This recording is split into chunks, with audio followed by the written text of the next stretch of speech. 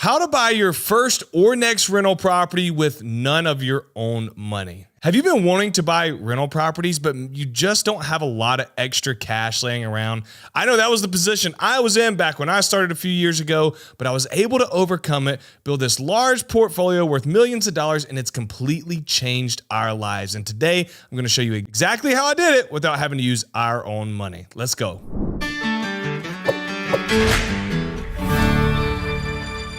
When I started buying rental properties in 2018, the reason was because I wanted freedom. Everybody I talk to has the same desire. The root of however they word it is, I want freedom, time freedom, and financial freedom. And I knew based on history, based on data, that people who have bought real estate and held on to it for a long time had no other choice but to get wealthy. And so being the simple guy that I am, I said, well, let me try this asset that has made all these other people wealthy, because if it's working for them, it ought to work for me. And sure enough, here we are 5 years later. I bought my first property in 2018. It's 2023 now. My wife and I have become multimillionaires. We've reached financial freedom and we've reached time freedom, all because we bought real estate, and the majority of it we bought without using our own money, which I'll tell you about here in a second. But why even deeper than freedom did I want to buy real estate?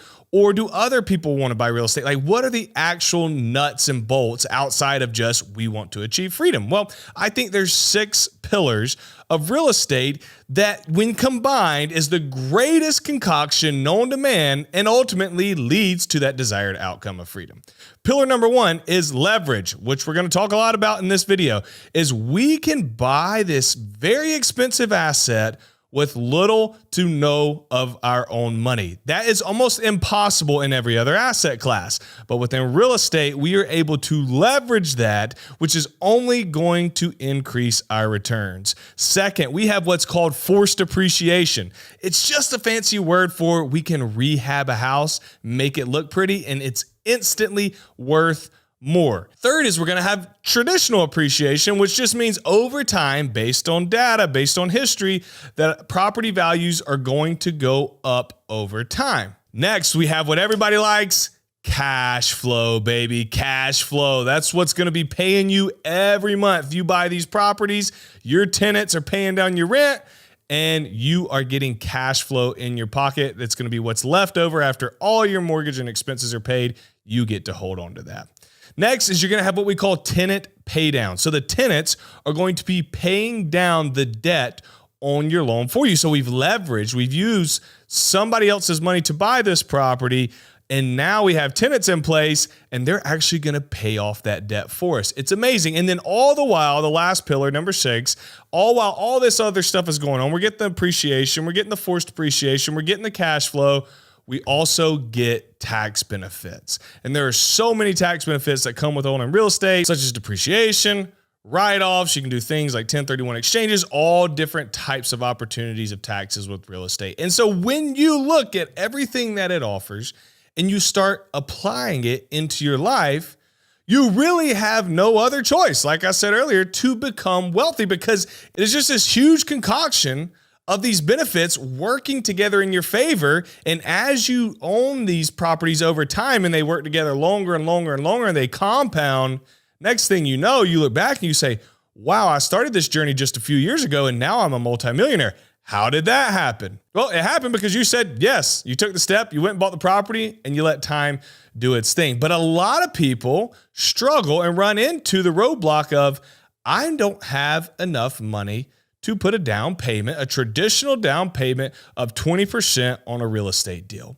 And I think that's a very valid concern from folks who want to get into real estate but haven't quite yet. I know it was for me. So my journey's a little bit different. When I started in 2018, I bought my first 2 properties, putting 20% down on each, and I rehabbed them both.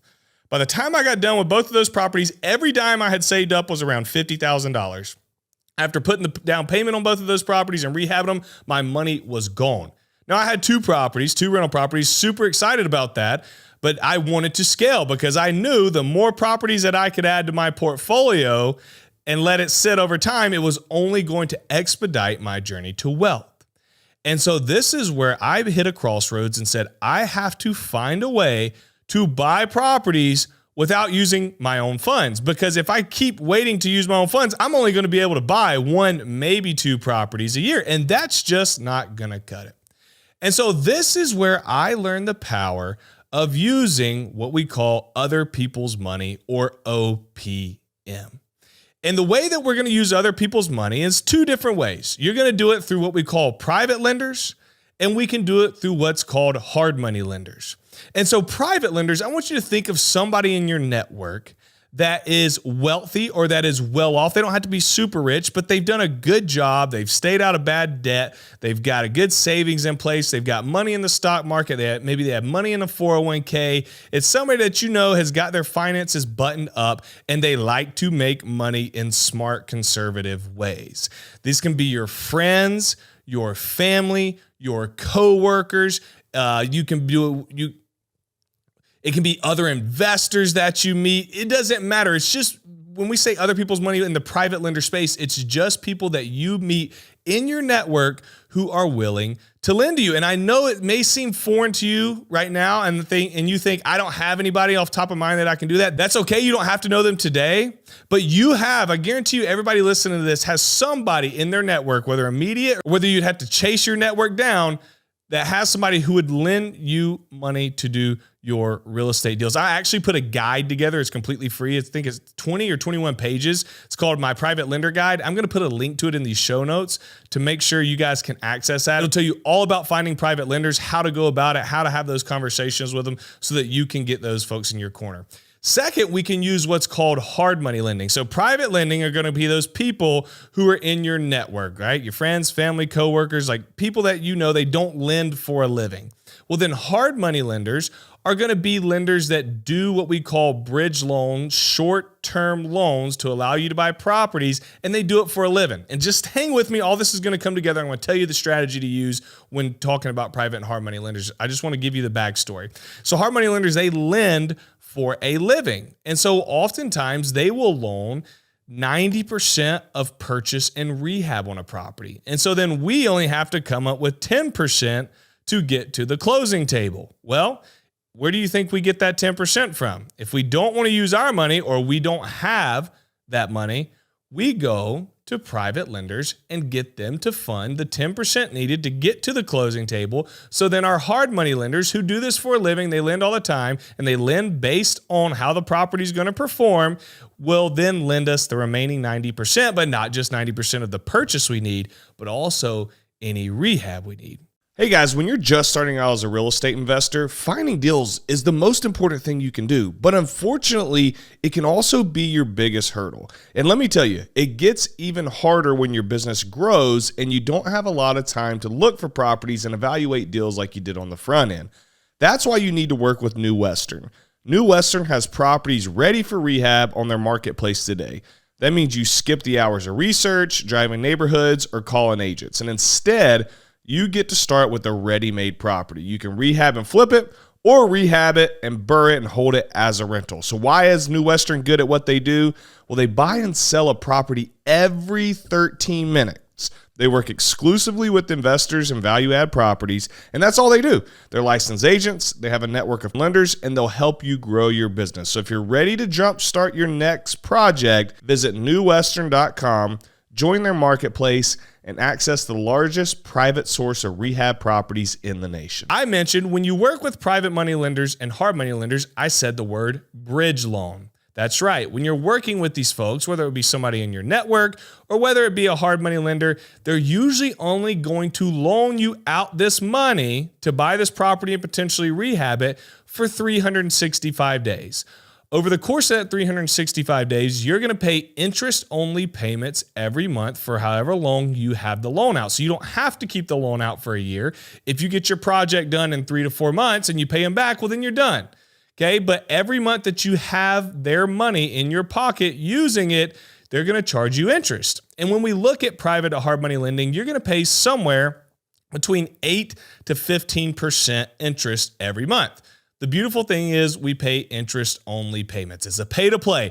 They're giving us their money to fund these deals. We are paying them interest in return. Now, there's different ways you can structure paying the interest. Now, when you're doing it with a hard money lender, you're going to pay them interest every month.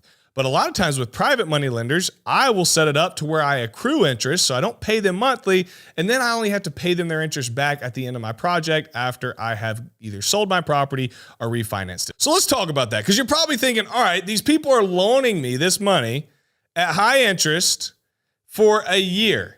How do I pay them back? How do I get my money back to them? By the way, when you're paying somebody 11, 12, 13, 14, 15% to borrow their money, somebody who's never lent on a real estate deal before, you have to understand that they're usually making 8, 9, maybe 10% wherever their money's parked right now. If they got it in a savings account, they're making way less. And so you're able to pitch to them, for those of you who are skeptics and say nobody would do this, well, I have people lined up to do it for me all the time now because of the reputation I built over time. But when I first started, I had to chase people down, just like you guys are going to have to do if you're going to go on this journey, but it's totally worth it. And if you can show them, hey, you are going to make 12, 13, 14%, and the goal is to have you this back in 4, 5, or 6 months, and you do that with them one time, let them reap the rewards, they're going to be calling you asking, how can I lend to you again? When do you have your next deal? Because that's very good money and it's backed by a very strong asset of real estate. So let's talk through the strategy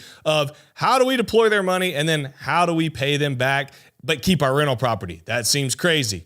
Glad you asked. Let me break it down for you. We are going to do what's called the BRRRR method. BRRRR, buy, rehab, rent, refinance, and repeat. Now, I know that probably sounds absolutely crazy. You're like, what in the world is this man talking about? Well, let me break it down for you. We're going to start with buy, okay? The first B of the BRRRR, first and only B of the BRRRR. Buy is we are going to buy a distressed, usually undervalued property with other people's money, okay? So we're going to go to the seller and we're going to buy it from the seller, and we're going to use either hard money mixed with private money, okay? Because we said hard money is going to lend us 90% of purchase and rehab we need. So we got to find that other 10%. So we're either going to use hard money and our money, hard money and private lender money, hard money and a HELOC that we came up with, okay? If we're wanting to do it where we don't use any of our money at all, even to get into the deal, then we're going to use private money lending to fund that other 10%. Or maybe we use a private lender to fund the entire deal. So somebody in your network, mom, dad, friend, family member, lends you the entire purchase price and the entire amount that you need for rehab. It just depends what your private lender is willing to do. A lot of private lenders, when they're first starting, don't necessarily want to write a $200,000 check to a newbie. So it's easy to get them into the game, putting them as the down payment for a hard money loan, because you may only need them to fund you $15,000 to $20,000 compared to going and asking them for $200,000. So however we put it together, we're going to buy the house with other people's money, either through private money, hard money, or a mix of both. Once we've closed on the property, then we're going to go and rehab it. So I just told you we've got the rehab money from either our private money lender or our hard money lender. So then we're going to use that money and we're going to make this property pretty. And when we do that, and if you think back to those 6 pillars that I talked about earlier in this video, we're going to do what's called forced appreciation. So because we took this ugly property and we made it pretty, we have forced appreciated it or made this property worth more instantly because we bought it undervalued and ugly and made it pretty. Bought it undervalued and ugly, now it's rehabbed and in good condition. Once we have finished rehabbing, we're going to go and we're going to get a tenant in place. So we're going to go find us a renter. Now, after we've got a renter in place, or while we are marketing to get a renter in place, we are going to go to a small local bank and get a new long-term loan on the house. This is how we are going to pay our private lender back. So here's how it works. After you've rehabbed the property, you're going to go to a small local bank. You're going to say, hey, I just purchased and rehabbed this property. I want to order an appraisal on it and get into a stable long-term rental mortgage with you guys through what's called a cash out refinance. And so what the bank is going to do is they're going to order an appraisal on that property. An appraiser is going to go to that property and say, this house is worth blank amount. So let's just say that an appraiser goes to a house and says it's worth $100,000 for easy math. Okay. The bank then is going to say, okay, great, Jaron, your house is worth $100,000 now per the appraiser. We will lend you 80% and we'll do what's called a cash out refinance. So you got to remember, In the bank's eyes, that property is owned free and clear, okay? Because you bought it with private money or hard money. So they don't have a mortgage on it. So what they're gonna do when they go and get that appraisal is they are going to write you a check for 80% of the new appraised value.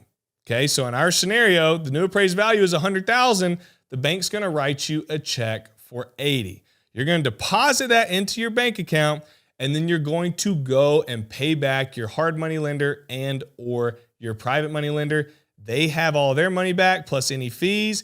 You now have a property and you didn't have to put a dime of your own money in. Now, the key to this is being able to buy properties undervalued on the front end. So after we've put the rehab in, the new appraised value, when we get 80% back, is enough to pay these lenders back. And if you do it right, then you're going to be able to do that. Now, there may be some times where you leave a couple grand in the deal. Maybe you didn't get the appraisal that you needed quite on the back end. And so now you've paid back your private money lenders and your hard money lenders, but you had to come out of pocket $2,000 to do so. That happens. But on the flip side, there are other scenarios where you will get money back at closing. I can show you two examples right now. 1012 Johns Avenue. I bought this property for $90,000. I put $32,000 in it. So I'm all in at $122,000.